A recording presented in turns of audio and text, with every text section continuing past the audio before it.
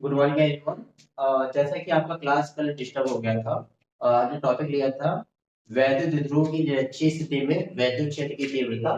ठीक है, तो उस संदर्भ में जो है आज हम कुछ डेरिवेशन को कराने जा रहे हैं, ध्यान से देखिएगा। ठीक है, क्योंकि समय थोड़ा सा कम है, इसके लिए जो है थोड़ा सा वीडियो फास्ट फास्ट आपके पास जाएगा और इसको आप स्लो करके देख सकते हैं। ठीक है, तो ध्यान से देखिएगा। हेडिंग लेते हैं यहाँ पे अपनी वैद्युत विद्रोह की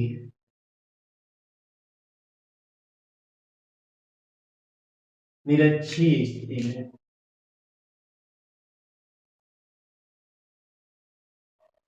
स्थिति में वैद्युत क्षेत्र की तीव्रता। ये क्वेश्चन बहुत बार जो है बोर्ड की एग्जाम में पूछा गया है, तो बहुत ही इम्पोर्टेंट है ये। ठीक है, और लगभग जो है हर एक साल किसी ना किसी सेट में क्वेश्चन जाता ही है। अच्छी वाला आपको पहले ही करा दिया गया है। ठीक है, निरक्षीय वाला जो है, चूंकि कल का क्लास डिस्टर्ब हो गया था, लाइव क्लास रिकनेक्टिव हो रहा था, तो आज उसको जो है हम देखने वाले हैं, इसलिए ऑफलाइन इस तरीके से बना रहे हैं। तो देखिए ध्यान से। तो इसको हम डेरिवेट करने के सबसे पहले क्या करेंगे, मान लेंगे, माना हमारे पास ए बी वैद्युत द्विध्रुव है जो क्रमशः माइनस क्यू तथा प्लस क्यू आवेशों से मिलकर बना है। इस द्विध्रुव के मध्य बिंदु ओ से हम आर दूरी पर, स्मॉल आर दूरी पर एक बिंदु P मान लेंगे। ठीक है, और इस बिंदु P पर हमें क्या करना है, इस द्विध्रुव के कारण वैद्युत क्षेत्र की तीव्रता ज्ञात करनी है। तो आपको पता है वैद्युत क्षेत्र की तीव्रता ज्ञात करने के लिए हमें दूरी भी चाहिए, तो हम बिंदु P को बिंदु A से मिला देंगे। उसके बाद इस बिंदु P को हम बिंदु B से मिला देंगे। ठीक है, हमारी दूरियां होंगी अलग अलग, और द्विध्रुव की लंबाई जो है, जो कि होती है, तो ये उसको हम आगे, तो इसकी आधी लंबाई कितनी हो जाएगी, L, और ये आधी लंबाई L हो जाएगी। ठीक है, ध्यान दीजिएगा। यहाँ से हम क्या करने वाले हैं, क्योंकि ये त्रिभुज आपके पास मिल गया पी ओ बी। ठीक है, तो त्रिभुज पी ओ बी से आपको लंब पता है, आधार पता है, तो कर्ण निकालेंगे। ठीक है, और ये कर्ण है क्या, इस प्लस की आगे से बिंदु P की दूरी, तो ये आप निकाल लेंगे सबसे पहले। तो ये हो जाएगा पाइथागोरस प्रमेय से under root R square plus L square. Again इस साइड देखेंगे, तो यहाँ पे भी पाइथागोरस प्रमेय से हम ये भी दूरी निकाल लेंगे, ये भी हो जाएगा under root R square plus L square. ठीक है, ये दूरियां हमें मिल गई। अब अगले स्टेप में क्या करने वाले हैं, देखिए ध्यान से। अब हम, चूंकि ये प्लस क्यू आगे से, तो इसके कारण जो बिंदु P पर वैद्युत क्षेत्र की तीव्रता की दिशा होगी, ये प्लस से दूर की ओर होती है, तो ये दूर की ओर हो जाएगी, इसको मान लेते हैं E1। ठीक है, एंड जो दूसरा आवेश माइनस क्यू है, इसके कारण इस बिंदु P पर वैद्युत क्षेत्र की तीव्रता की दिशा माइनस की ओर हो जाएगी। तो ये हो गया हमारे पास कितना, E2। अब अगले स्टेप में क्या करते हैं, क्योंकि देखो यहाँ पे जो है E1 और E2 है, एक दूसरे की इनकी दिशाएं जो है क्या है, अलग अलग है। अच्छी की कंडीशन में क्या था, E1 और E2 क्या थे, एक दूसरे के विपरीत थे। लेकिन यहाँ पे ऐसा नहीं है, यहाँ पे जो E1 और E2 है, इनकी दिशाएं क्या है, भिन्न भिन्न अलग अलग है। तो इनके कारण हम इस बिंदु पे जो परिणामी तीव्रता निकालेंगे, ये हम इस तरीके से जोड़ या घटा के नहीं निकाल सकते, इसको हमें सदिश नियम से निकालना होगा। तो सदिश नियम के अकॉर्डिंग हम क्या करेंगे, इस E1 और E2 को जो है लंबवत और क्षैतिज घटकों में वियोजित कर देंगे। तो यहाँ सबसे पहले हम वियोजित करेंगे E1 को, तो E1 का जो लंबवत घटक हो जाएगा E1 sin थीटा, एंड इसका जो क्षैतिज घटक हो जाएगा, ये क्या हो जाएगा, E1 cos theta. And same चीज हम इस E2 के लिए भी करेंगे। E2 का जो लंबवत घटक हो जाएगा हमारे पास, ये कितना हो जाएगा, E2 sin theta. And same हम इसके लिए करेंगे, लंबवत के लिए, क्षैतिज के लिए, ये क्या हो जाएगा, E2 cos थीटा। ठीक है, आगे डिफाइन कर देते हैं। देखिए हमने E1 और E2 को दो अलग अलग घटकों में विभाजित कर दिया। E1 का लंबवत घटक E1 sin थीटा एंड क्षैतिज घटक है E1 cos थीटा, और E2 का जो लंबवत घटक है E2 sin थीटा, और क्षैतिज घटक हो गया E2 cos थीटा। आपको अगर परीक्षा में आप कर रहे हैं, तो इस तरीके से आपको एक परफेक्ट जो है फिगर बना लेना होगा। ठीक है, तो इससे क्या होगा, एक बहुत ही अच्छा एक्सप्रेशन एग्जामिनर के ऊपर मिलता है। ठीक है, अब हम शुरू करेंगे इसको लिखना। ठीक है, तो सबसे पहले हम क्या करेंगे, यहाँ पे माइनस के आवेश के कारण इस बिंदु P पर वैद्युत क्षेत्र की दिशा निकालेंगे। तो यहाँ पे लिखते हैं माइनस के आवेश के कारण बिंदु P पर वैद्युत क्षेत्र कितना हो जाएगा, ये क्योंकि समय थोड़ा सा हमारे पास कम है तो वीडियो थोड़ा सा आज ही बना रहे हैं तो उसको आप स्लो करके देख सकते हैं। माइनस में आगे से कारण बिंदु P पर वैद्युत क्षेत्र E1 मान सकते हैं। E1 बराबर क्या हो जाएगा 1/4 पाई एप्सिलॉन नॉट और Q अपॉन दूरी का स्क्वायर होता है तो माइनस के आगे से बिंदु P की दूरी यहाँ पे देखिए ध्यान से कितनी है, ये है under root R square plus L square, square होता है तो इसका होल स्क्वायर हो जाएगा। इसको आगे सॉल्व करेंगे तो E1 इक्वल्स टू हो जाएगा 1/4 pi epsilon not and Q upon R square plus L square, ये हो गया। इसको आप मान लेंगे क्वेश्चन नंबर 1, ठीक है। इसके बाद सेम चीज हम प्लस क्यू के लिए भी करेंगे तो प्लस क्यू आगे इसके कारण बिंदु P में वैद्युत क्षेत्र की तीव्रता हमने यहाँ पे, और एक मिनट माइनस के लिए हमने क्या माना था, माइनस के लिए हमने E2 माना था ना तब। ऐसा करो इसको प्लस वाला कर लो, ठीक है, अगले स्टेप में माइनस लेकर लो, ठीक है। तो प्लस क्यू के कारण बिंदु P पर वैद्युत क्षेत्र की तीव्रता ये हो गया। माइनस के लिए क्या हो जाएगा देखिए ध्यान से, माइनस क्यू आवेश के कारण बिंदु P पर वैद्युत क्षेत्र ये कितना हो जाएगा,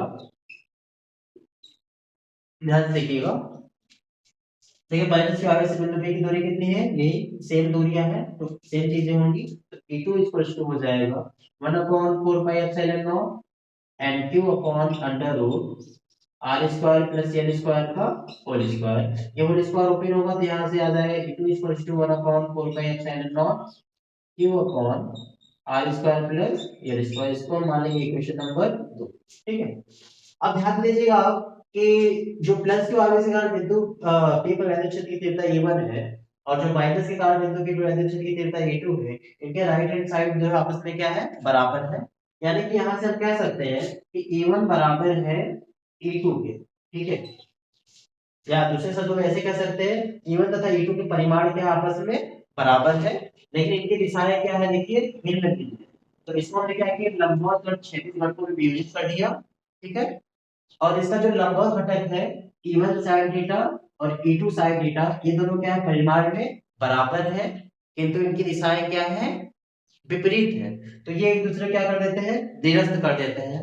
तो जब निरस्त कर देंगे अतः बिंदु P पर जो परिणामी वैद्युत क्षेत्र हमें प्राप्त होगा ये केवल और केवल क्षैतिज घटकों के कारण प्राप्त होगा। तो ये चीज आप यहाँ पे जो है लिख सकते हैं, तो लिखेंगे यहाँ पे E1 व E2 के परिमाण समान है किंतु दिशाएं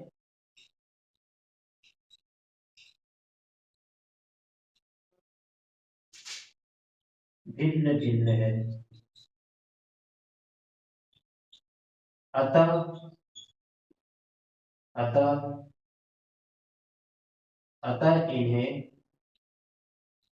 लंबवत व क्षैतिज घटकों में, ऊर्ध्वाधर भी कह सकते हैं इसको, लंबवत को क्षैतिज घटकों में वियोजित करने पर, वियोजित कर देंगे, वियोजित मतलब तोड़ना, वियोजित करने पर क्या मिल जाएगा ध्यान से देखिएगा। वियोजित करने पर क्या हो जाएगा देखिए, इसको लंबवत और क्षैतिज घटकों को वियोजित करने पर यहाँ पे लिख देते हैं जगह थोड़ा सा, लंबवत घटक घटक E1 sin थीटा तथा E2 sin थीटा एक दूसरे को निरस्त कर देते हैं, एक दूसरे को निरस्त कर देते हैं, निरस्त कर देते हैं, ठीक है, निरस्त कर देते हैं। बात में थोड़ा सा निकाल लेते हैं।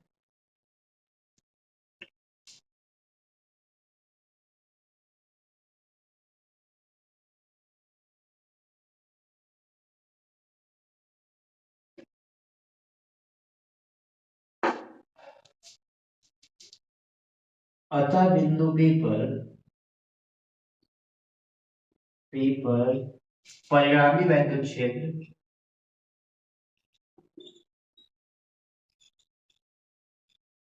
क्षेत्र क्षैतिज घटकों के कारण प्राप्त होती है। क्षैतिज या समांतर बोल सकते हैं, क्षैतिज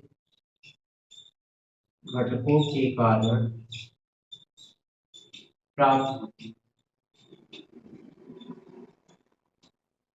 तो ध्यान देखिएगा, यहाँ पे जो क्षैतिज घटक हमारे पास क्या आ गए हैं, A1 cos थीटा और A2 cos थीटा। क्योंकि ये लंबवत घटक है जो है एक दूसरे के परिमाण में बराबर, लेकिन विपरीत निरस्त कर देंगे, कैंसिल कर देंगे, और बिंदु P पर परिणामी वैद्युत क्षेत्र केवल क्षैतिज घटकों द्वारा प्राप्त होगी। और क्षैतिज घटक कौन कौन से, E1 cos थीटा और E2 cos थीटा। तो यहाँ से जो है परिणामी वैद्युत क्षेत्र निकालते हैं, इसको मिटा दे रहे हैं। तो जो परिणामी वैद्युत क्षेत्र होगा ये हो जाएगा E equals to E1 cos theta and plus E2 cos theta. और ध्यान देखिए इन दोनों को ऐड करेंगे। अच्छा आपको पहले ही पता है E1 बराबर है E2 के, यानी कि आप लिख सकते हैं E1 की जगह आप लिख सकते हैं E2 cos थीटा और plus E2 cos theta, and then इन दोनों को ऐड करेंगे तो ये हो जाएगा E equals to 2E2 cos theta. ठीक है, और यहाँ से जो है आगे देखिए E2 का मान आप पुट कर देंगे समीकरण नंबर 2 से, तो ये हो जाएगा E2 का मान पुट करेंगे 1/4 pi epsilon not and Q upon R square plus L square.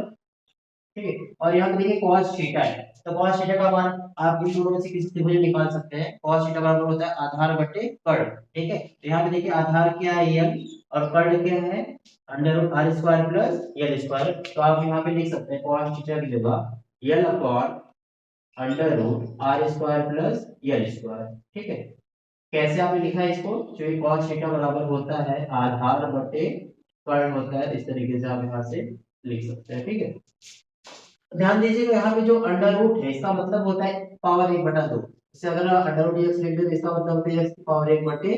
तो इसको हम चाहे अंडर रूट लिखे x इसकी पावर 1/2 लिख दे, बात एक ही है। तो ये हो जाएगा e इक्वल्स टू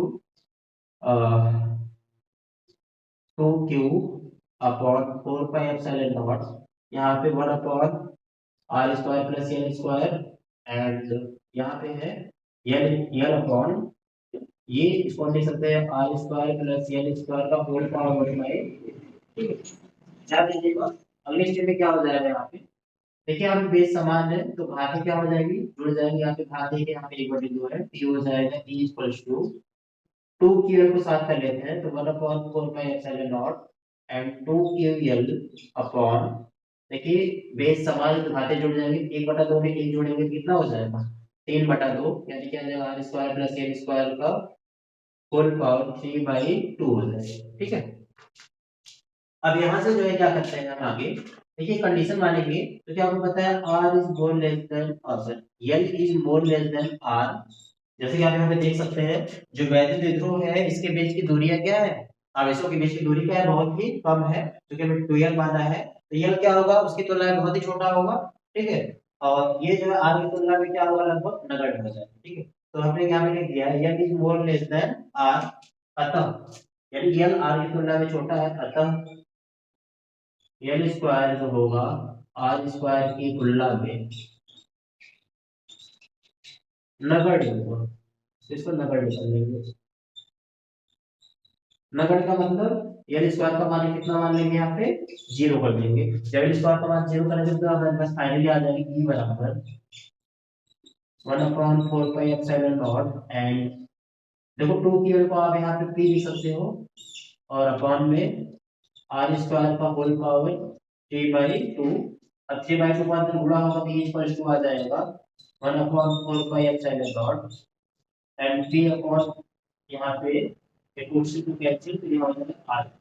ठीक है, तो ये वैद्युत द्विध्रुव की निरक्षीय सतह में वैद्युत क्षेत्र की तीव्रता का आपने डेरिवेशन कर दिया, हमें प्रॉब्लम्स को आगे। ठीक है, थोड़ा समय कम है इसलिए जो है वीडियो जो है क्लैरिटी जो है बहुत हम नहीं कर पाएंगे। ठीक है, बाकी आप इसको देख लीजिएगा और जहां पर समझ में कमेंट कर दीजिए। Thank you.